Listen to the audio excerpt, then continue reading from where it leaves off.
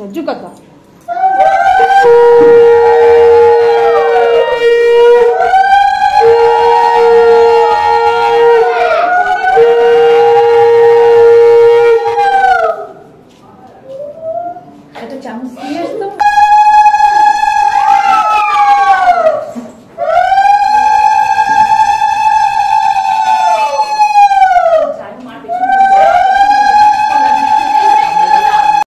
आज তোমাদের সামনে শেয়ার করব আমার দিদির 9 মাসের স্বাদের ভিডিও। এখানে দেখো একটা কেক অর্ডার করা হয়েছিল, সেটাকেই এখন কাট করে নিচ্ছে।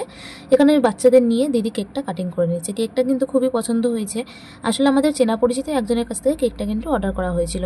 আগের দিন রাতে গিয়ে কেকটা নিয়ে এসেছিলাম, ফ্রিজে রেখে দিয়েছিলাম। এখানে সব বাচ্চাদের কেক দেওয়ার পরে দিদি বসবে খেতে, কারণ একটা টাইম ছিল 11:37-এর মধ্যে। এমনি তো স্বাদের অনুষ্ঠানে 12টার আগে দেওয়াটাই উচিত, তো 11:37-এর মধ্যে টাইম ছিল। দিদি সেই টাইমে কিন্তু খেতে বসে পড়েছিল। সকালবেলায় উঠে দিদিও কিন্তু আমাদের সাথে অনেক কাজ করেছে, যেহেতু কোনো রান্নার লোক নেওয়া হয়নি বা আদার্স কিছু কোনো লোক ছিল না, সবই কিন্তু আমরা নিজেরা, টোটাল 100 লোকের আয়োজন করা হয়েছে।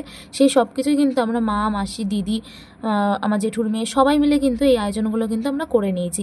যার সাথে সেও কিন্তু হাতে হাত লাগিয়ে সব কাজবাজ করেছে।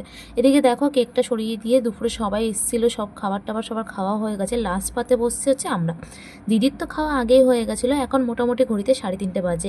এখানে জামাইবাবু, দিদি, আমার আর এক জামাইবাবু সবাই মিলে আমরা বসে পড়েছি। আর আমার দিদি দেখো, ও জামা কাপড় ছেড়ে নিয়ে, নাইটি পরে নিয়ে ও লাস্ট পাতে সবাইকে কিন্তু খেতে দিচ্ছে। চলো কী কী খাবার আছে সেটাই তোমাদের সাথে আজকে শেয়ার করব। এখানে প্রথমে ভাত দিয়ে দিয়েছে, আর এদিকে দেখো ও যে পরিবেশন করছে সেটাই আমি তোমাদের সাথে শেয়ার করলাম, যে ও কিন্তু বসেনি এখনও পর্যন্ত। 9 মাসেও কিন্তু ওর প্রচণ্ড পরিমাণে এনার্জি। এখনও পর্যন্ত ঘুরতে যেতেও ভালোবাসে, সব কিছু করতেই ভালোবাসে, কোনো এনার্জির কোনো কিন্তু কমতি নেই। দেখো প্রথমে চলে আসলো আলুর চিপস, তার সাথে আসলো হচ্ছে মাছের মাথা দিয়ে মুগ ডাল। তোমাদের শুরুতেই বললাম সব রান্নাবান্নাই কিন্তু বাড়ির লোকরাই করেছে। এইসব রান্নাবান্না আমার মেসো আর মা মিলেই কিন্তু বেশিটা করেছে। তারপরে দেখো এখানে চলে আসলো পটল চিংড়ি, তার আগে ছিল হচ্ছে লেবু। চলো খাওয়া যাক। সব রান্নাবান্নায় খুবই সুন্দর হয়েছে। যারা যারা খেয়েছে, কিছু লোক রাতেও এসছে, সবাই বলেছে সব কটা রান্নাই কিন্তু খুবই সুন্দর হয়েছে। মা যে এত সুন্দরভাবে সত্যি রান্নাবান্না গুছিয়ে এত তাড়াতাড়ি করতে পারবে, মানে 11:30টার আগে কিন্তু আমাদের সব রান্নাবান্নাই কমপ্লিট হয়ে গেছিলো। চলো মাছের মাথা দিয়ে ভাতটা মেখে নিচ্ছি। তোমাদের কার কার মাছের মাথা খেতে ভালো লাগে সেটা কিন্তু জানিও। আমার কিন্তু রুই মাছের মাথাটা খুব একটা ভালো না লাগলেও কাতলা মাছের মাথাটা কিন্তু আমার ব্যাপক লাগে।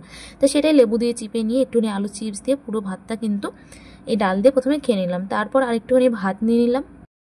সেই ভাতের সাথে এবারে পটল চিংড়িটা মেখে কিন্তু খেয়ে নেবো। গ্রেভিটা খুবই সুন্দর হয়েছিল। এর মধ্যে কিন্তু পোস্ত রয়েছে, বাদাম রয়েছে, আর রয়েছে হচ্ছে চাল মগজ, আর পেঁয়াজ, আদা, রসুন সেগুলো তো রয়েছে। চিংড়িও মাছও ছিল, কিন্তু সবসময় তো সবার পাতে 1 গাদা করে চিংড়ি পড়বে না, আমার পাতে 2টো পড়েছিল, সেটাই তোমাদের সাথে আমি শেয়ার করে নিলাম। চলো এটা দিয়ে খেয়ে দেখা যাক। বলছি না, রান্না বান্না সত্যি খুব সুন্দর। আর যেহেতু বাড়ির লোকেরাই পরিবেশন করেছে, আর আমাদের বেশ কিছু দাদারা রয়েছে, সেই দাদারাও কিন্তু পরিবেশন করেছে। কিন্তু আমাদের খাওয়ার সময় সেই দাদারাও খেতে বসছিল, ওই জন্য আমাদের নিজের মাসি, দাদা এরাই কিন্তু পরিবেশন করেছে। তো পটল চিংড়িতে খেতে খেতে মাসি কিন্তু আমাকে মাছের দেখো লেজাটা দিয়ে দিল। নিজের বাড়ি বলেই লেজাটা নিয়ে বসছি, কারণ এত সময় নেই অন্যের বাড়িতে বসে লেজা বসে বসে খাওয়ার। ওই জন্য নিজের বাড়ি বলে, যেহেতু এখন কোনো কেউ আসবে না, সেই জন্য একদম ফ্রি হয়ে খেতে বসছি, যে লেজাটা আস্তে আস্তে খাবো। একটুখানি ঝোল নিয়ে নিলাম। আর পাশে দেখো একটা মাছ। এই মাছটা হচ্ছে আমার এক জামাইবাবু ওর পাতে পড়েছিল, সে আবার এই গাদার পিস খাবে না, ও পেটি খাবে, তাই বললো তুই নিয়ে নে। তা আমি আবার নিয়ে নিলাম। তো এদিকে দেখো মাছটা একদম পুরো ফ্রেশ, সকালবেলায় নিয়ে এসে আমরাই কিন্তু বেছে নিয়ে রান্নাবান্না সব কিন্তু গুছিয়ে দিয়েছি। এদিকে খাওয়া হয়ে গেছে। বাড়ি বলে কিন্তু চাটনি পাঁপড়গুলো কিছুই খেলাম না। পুরো লেজাটা দেখো কি সুন্দর পরিষ্কারভাবে খেয়েছি। আর চাটনি পাঁপড় কী কী রয়েছে সেগুলো তোমাদের সাথে দেখিয়ে দিই। এখানে রয়েছে যে টমেটো চাটনি, খেজুর আমসত্ত্বগুলো দিয়ে পায়েস রয়েছে, মিষ্টি রয়েছে। এগুলোই ছিল আজকে মেনুতে।